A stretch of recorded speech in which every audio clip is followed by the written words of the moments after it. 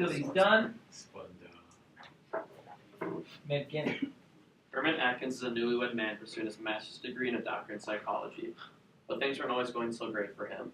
Right after finishing high school and about to follow his dreams of pursuing the military, he was accused of raping a woman during a robbery at a shoe store. He was nowhere near the store when it happened, yet he was picked up by the police because someone said they thought it was him.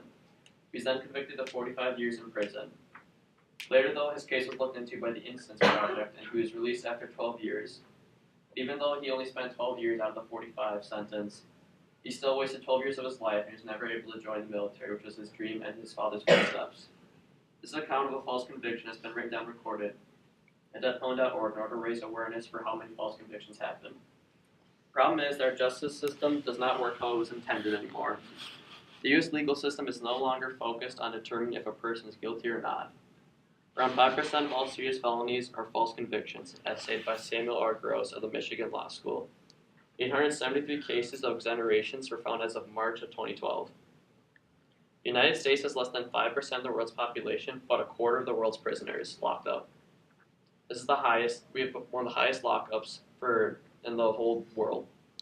New York Times reported that as of April 2008, the U.S. has 2.3 million criminals locked up. This isn't true for all countries, though. This is pretty much just the U.S. New Zealand has a system where the offenders, the victims, and community representatives attempt to make amends for what the crime has happened. This program received the International Community Justice Award in 2000.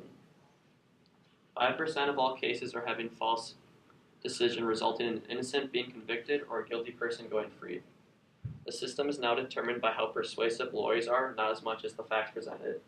Even if they're 100% sure that someone is guilty, they still have a lawyer fight for them to try and either lessen the sentence or completely get them out to not go to prison at all. Having false convictions means that slowly the do-gooders in communities are being replaced with criminals. If this pattern continues, our society will slowly become more corrupt with every false conviction. This affects everyone. Just the idea that someone you know could all of a sudden be locked up even though they're innocent just because someone said it was them is huge. So I think we need to change our system to more of how Germany's system runs. They use a combination of judges to make the decisions on cases. It can be anything from 1 judge to up to 5. They basically run their system how our Supreme Court is run, but for every single case. Their crime rate is 77th out of 93 countries polled, as stated by Adria Murray on nationmaster.org. As stated by James R. Max in his article, What America Can Learn from Germany's Justice System, accessed on September 30th, U.S. judges need to become more involved in the cases they're doing in Germany and other surrounding countries. You might be thinking, well, won't this make lawyers obsolete?